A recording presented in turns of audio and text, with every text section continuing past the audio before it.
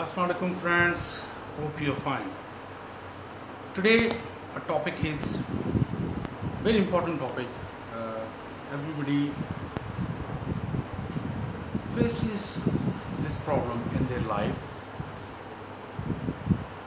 Most of the people nowadays they are suffering from stress, but they don't know what are the reasons of the stress.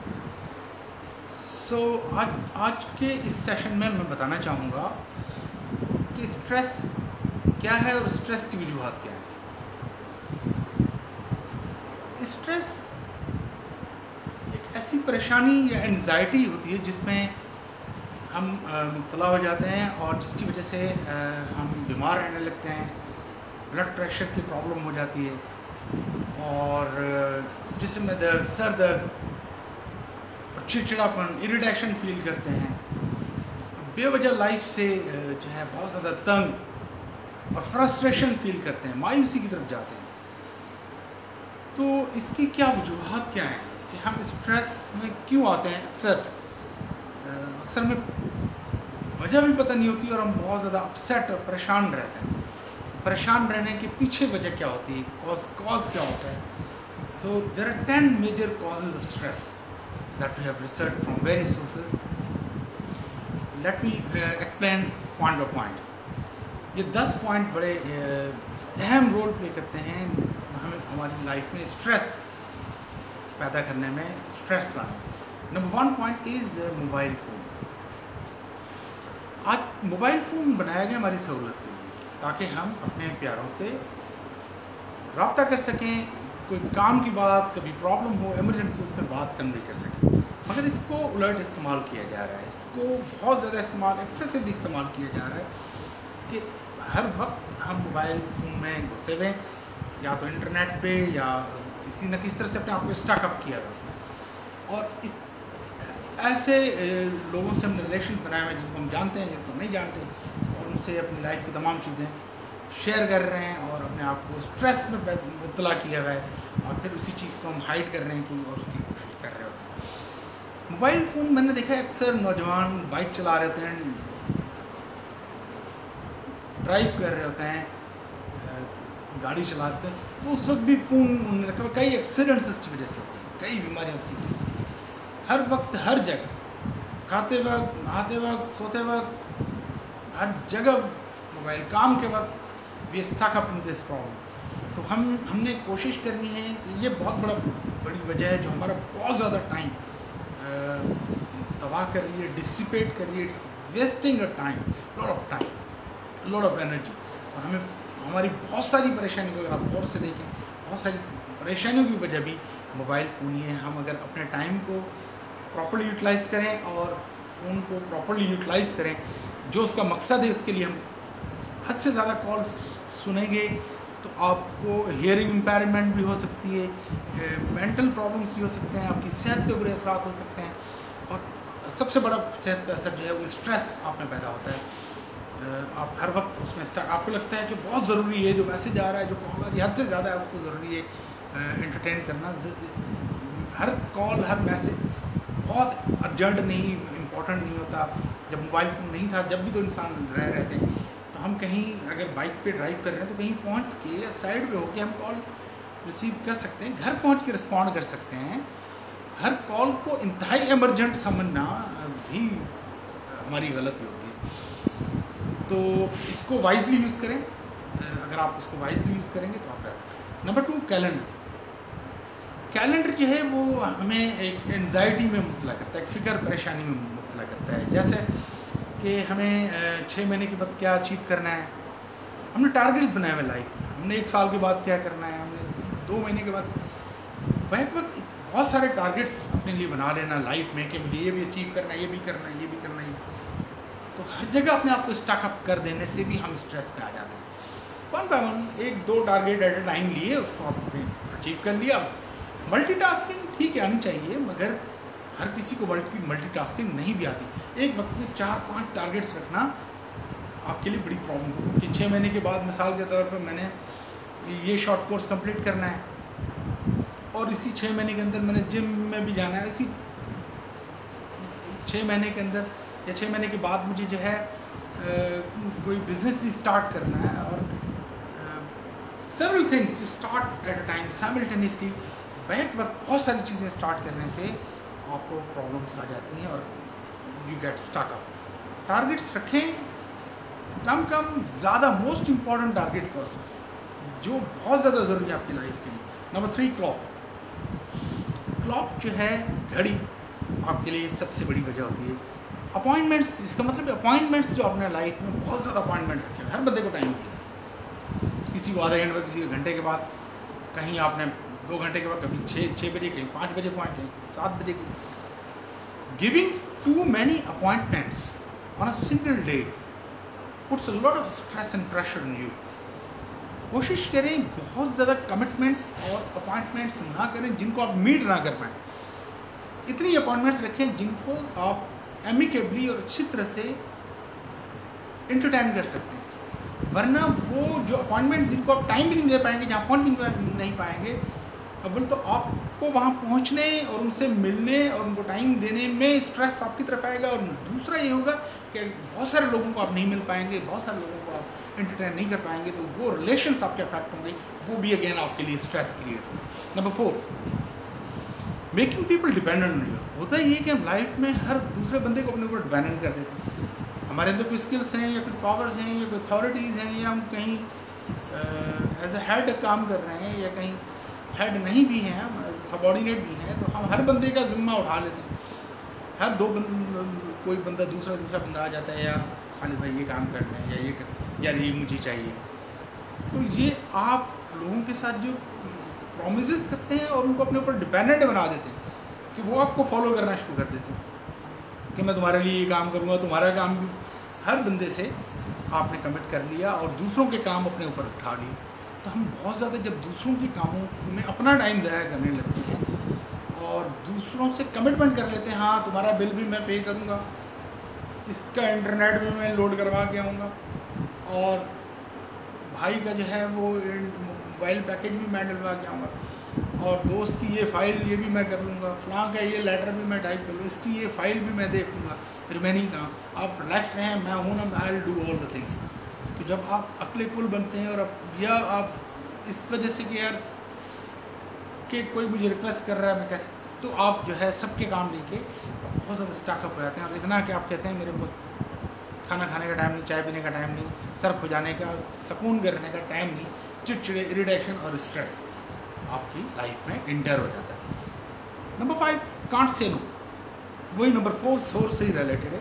आपने हर बंदे को yes नहीं कहना होता life में, ज़रूरी नहीं हर बंदे को यस कहना। वो कहते हैं ना, हर वक्त किसी को अगर आप कुछ काम नहीं कर सकते, नो कह देंगे तो अच्छा है, बजाय इसके कि उसको आसरा दे के, और जब वो 1-2 दिन के बाद जो आपने कमिटमेंट किए कि मैं आपका काम कर दूँ, वो आए, उसका काम भी नहीं हो, और आपके रिलेशंस भी ख़राब हों, और आपकी आपस में रिलेशन में बदमिज़गी, बस्ट अप, तू मैं भी हो, और आप बोलेंगे यार ये क्या है, मैंने इसको कहा मैं तुम्हारा काम करूँगा, 2 दिन मैं नहीं कर सका, खुद भी तो नहीं कर सका, तो मुझसे नाराज़ क्यों हो रहे? तो खाम खा की बदमिज़गी तू मैं क्यों पढ़ रहे हैं? आप बहुत ज़्यादा लोगों के काम ना उठाएं, ज़्यादा बर्डन अपने ऊपर ना ले लें। आप नो भी बोल सकते हैं अगर आप अपने काम देखें, और किसी बहुत ज़्यादा ज़रूरी कोई रिलेशन है, कोई बहुत ज़्यादा मजबूर है, तो उसके साथ कमिट चलो कर लें, ठीक है, मैं ये नहीं कह रहा आप किसी की मदद नहीं करें, आप कर लें मदद, मगर देखभाल के, ऐसा ना हो कि वो आपके ऊपर ही बहुत ज़्यादा बर्डन आ गया और आप स्ट्रेस में रहें। तो कब टैक्टफुली आपने नो भी कभी कहना चाहिए, अपने काम के लिए नहीं, जो आपकी जिम्मेदारी है, जो आपकी ड्यूटी है, जो आपकी रिस्पॉन्सिबिलिटी, उस पर नो नहीं कहना आपने। Never take it wrong. अगर आपका काम है, आपको कोई बॉस दे रहा है, कह रहा है आप करें, तो आपने करना है, उसमें नो नहीं कहना आपने। हाँ, अगर वो आपको कह रहे हैं बहुत कम टाइम में ही कर दो, और पहले ही उन्होंने आपके बॉस ने 3-4 काम आपको दिए हुए हैं, तो फिर आप टैक्टफुली उनसे ही कहलवा दें कि सर आपने मुझे पहले 3 काम दिए हैं, तो आप मुझे बताएं वो पहले वाले 3 काम करूँ, ये जो अभी चौथा काम जो ज़्यादा इंपॉर्टेंट है मुझे बता दें, वो पहले कर दूँ। तो इस तरह से टैक्टफुली हैंडल हो जाता है, मगर नो नहीं कहना, जो आपकी जिम्मेदारी आपने करना। मैं कह रहा हूँ दूसरे लोगों के काम, जो दूसरे लोग होशियारी से, चालाकी से आपको अपना काम पकड़ा के जाते हैं, तो हर बंदे का काम लेना या उनका करना ज़रूरी नहीं होता, इससे रिलेशन ख़राब नहीं होती। आप टैक्टफुली नो भी बोल सकते हैं कि यार ऑलरेडी मेरा बहुत काम है, I wish I could help, मैं आपकी मदद कर सकता तो मुझे ज़बरदस्त, मैं इंशाल्लाह देखूंगा, अगर हुआ तो मैं आपको बता दूंगा, फिलहाल नहीं। आप वो आपको बोलेगा ये रख लें यार, आप मैंने नहीं, आप बोल लें नहीं, आप इसको ले जाएं अपने पास या किसी और से करवा लें, अगर हो जाए, नहीं हो पाए तो फिर मुझसे रब्ता कर लीजिए, ठीक है। हेक्टिक वर्क शेड्यूल्स, कुछ हमारे दोस्त जो हैं नादान दोस्त ऐसे होते हैं कि सुबह से लेकर रात तक जो है वो अपनी ऑर्गेनाइजेशन को पूरा ब्लड दे देते हैं, एक ही ऑर्गेनाइजेशन। हालांकि वो कहा गया, बड़ा मशहूर एक प्रोवर्ब है कि अगर आप मरते हैं तो या बीमार होते हैं तो ऑर्गेनाइजेशन को 7 दिन भी नहीं लगते आपको रिप्लेस करने में, 7 घंटे भी नहीं लगते आपको रिप्लेस करने में। तो आप अपने आप को बीमार करके, बीमार at the cost of your health, इतना टाइम नहीं आप जो टाइम है, जो committed time 8 hours 10 hours 9 hours fine, but 12 hours bed है रहना कि मैं तो भाई 30 मार खा लूँ, मैं तो मतलब डे नाइट पूरी ज़िंदगी सिर्फ काम के लिए नहीं जीना होता, आप काम करते हैं जीने के लिए। तो काम करें, काम बड़ा अच्छा करें और सीखें टैक्टिक्स। मेरे कहने का मतलब आप स्किल्स सीखें मुझसे। लाजमन ये बात मेरी सुन के बहुत सारे ऐसे होंगे, मैनेजर्स होंगे, जो लीडर्स होंगे या मेरे अपने जानने वाले जो लोग होंगे वो नाराज़ होंगे, यदि क्या बात हो कि ज़्यादा टाइम नहीं। मेरे कहने का मकसद ये है कि अगर आप if you work smartly you can do your work with in the given stipulated time. अगर आपको स्मार्ट वर्किंग नहीं आती तो आप फिर 12 घंटे बैठेंगे ना, मसले हल नहीं कर पाएंगे। आप गौर करें इसके स्टेटमेंट पे सोचिएगा, 12 घंटे के 24 घंटे देने के बाद भी मसले हल नहीं होते अगर आपको स्मार्ट वर्किंग नहीं आती, अगर आपको SOPs को चेंज करना नहीं आता, अगर आपको किसी काम के मसले की बुनियादी वजह समझ में नहीं आती कि इसकी बुनियादी प्रॉब्लम क्या है, किस चीज़ को मैं ठीक करूं, तो सारे मसले हल हो जाएंगे। तो फिर आप 24 घंटे क्या पूरा महीना आप बैठे रहे हैं दफ्तर में, मसले हल नहीं। सो वर्क स्मार्टली, वो कहते हैं ना, बहुत सारे लोग, एक बड़ा मशहूर प्रोवर्ब है कि लुक बिजी डू नथिंग। मैं कहता हूँ I say something differently. Work smartly and look quite free. Look free. Look busy नहीं. Look free and work smartly. Look busy, do nothing. पुरानी बात होगी। अबे look free, do smartly, work smartly. लोगों को फ्री नजर आए मगर आपका काम जब आपसे पूछा जाए काम सारा कंप्लीट हो। दिस इज स्मार्ट वर्किंग कि आपने लेटेस्ट स्किल्स, IT स्किल्स सीखे हुए, अपने काम को इतना खूबसूरती से मैनेज कर रहे हैं कि जब भी देखा यार आप फ्री हैं, जब आपसे काम पूछा यार आपका काम कंप्लीट है। That's it, that's what I want to say. ठीक है, तो आप स्ट्रेस रिलीज कर लेंगे स्ट्रेस। तो ऐसे स्किल्स बहुत सारे हैं, IT स्किल्स हैं, एक्सेल पे आप अपनी कमांड हासिल कर लें, MS ऑफिस पे कमांड हासिल कर लें, थोड़ी प्रोग्रामिंग सीख लें, आप लाइफ ही हो जाती है। और आप थोड़ा काम का एनालिसिस करें, अच्छे तरीके से देखें। सबसे पहले काम में घुसने से पहले आप ओवरऑल काम को देखें, नेचर वर्क क्या है, उसको किस तरीके से बेहतर तरीके से किया जा सकता है। तो आप अपनी सजेशन दे के उसको और बेहतर तरीके से भी कर सकते हैं। और जल्द नंबर 7, अब 6 पॉइंट हो गया, एक्टिव वर्क शेड्यूल्स को अवॉइड करें। एक्टिव वर्क शेड्यूल्स आपको स्ट्रेस देते हैं, आपकी लाइफ को सैप करते हैं, अंडरमाइन करते हैं आपकी हेल्थ।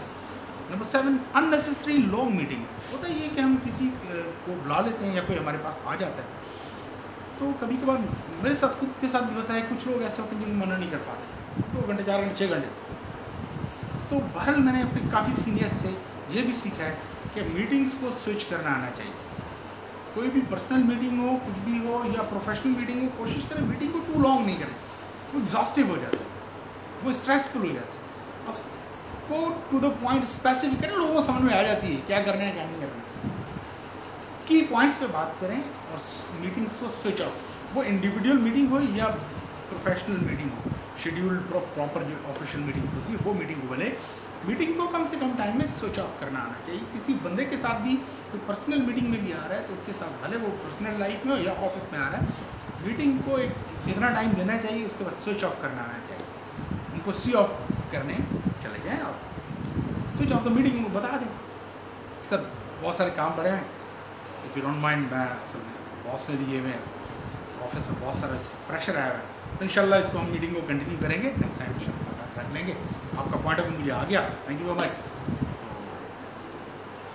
ठीक है, किस तरह से आप you can switch off the meetings tactfully. And number 8 is death of a loved one. अगर आपकी लाइफ में आपके किसी प्यारे की, किसी गरीब की, फादर की, मदर की, भाई की, बहन की, बच्चे की, किसी की भी डेथ हो जाती है तो वो बहुत स्ट्रेस की बहुत बड़ी वजह हो जाती है। कई दिनों तक आप जो है उस स्ट्रेस में रहते हैं और उस जो है शॉक में रहते हैं। ये जो शॉक होता है या ट्रॉमा होता है, ये बहुत बड़ा होता है इंसान की ज़िंदगी में, इर्रिप्लेसेबल, और ऐसा वैक्यूम होता है जो फिल नहीं हो सकता। बहरहाल इसमें यह है कि ये कहा गया है कि 21 दिन, 20 से 21 दिन के अंदर इंसान सोचता है जिसके बगैर मैं नहीं रह सकता। एक रिसर्च हुई, उसके 21 दिन में वो रिकवर कर लेता है। 20 से 21 दिन, 3 हफ्तों में इंसान रिकवर कर लेता है। अपने आप को कोशिश करें वापस लाइफ में लाने की कोशिश करें। आप जो उनकी यादें हैं और हर वो चीज़ जो याद दिला रही है, कोशिश करें। मेरे एक जानने वालों में कहीं उनके फादर की डेथ हो गई तो उन्होंने तस्वीरें लगा ली, उनकी हर चीज़ को, उनके कपड़ों को, उनकी हर चीज़ को देख के उनको हर वक्त रोते रहते थे। तो मैंने एक दिन उनको मशवरा दिया, उनके घर में जो उनकी मदर थी उनको मशवरा दिया, बच्चे इस तरह से पागल हो जाएंगे, आप अपने हस्बैंड की तस्वीरें या तमाम चीज़ें, अच्छी बात है पेरेंट्स को याद करना, अगर इस तरह से तो मरीज़ हो जाएंगे, जहनी मरीज, सारी चीज़ें कुछ टाइम के लिए, कुछ ऐसे के लिए रख बंद कर दें किसी जगह, आप जो ना किसी बॉक्स में किसी जगह बंद कर दें।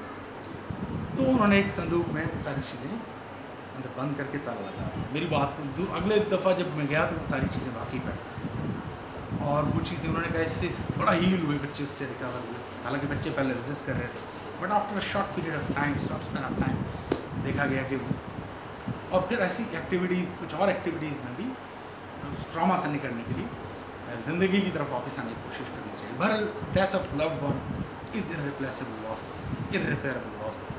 वी कैन से ये कि अल्लाह ताला हमें सब्र देता है, अल्लाह ताला ज़िंदगी में आगे बहुत बड़े बड़ी शख्सियत आई दुनिया में, बड़े बड़े लोग आए, उनकी डेथ हो गई, दुनिया चल रही है।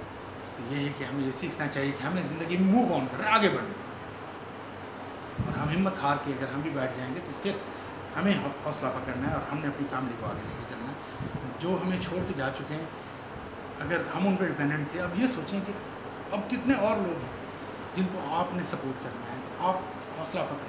आप में से फैमिली में से कोई एक बंदा खड़ा हो जाएगा, किसी एक बंदे को तो हौसला पकड़ना होगा और फिर सिलसिले को आगे चलाना होता है, ज़िंदगी को आगे चलाना होता है। नंबर 9, डिजीज़, बीमारियों में घिरे रहने से, अगर आप अक्सर बीमार रहते हैं और बीमारियों का सोल्यूशन, कोई रेमेडी डॉक्टर से नहीं मिल रही, तो फिर आप स्ट्रेसफुल ज़िंदगी गुजारते हैं। कोशिश करें इस टाइम में भी एक्सरसाइज करें,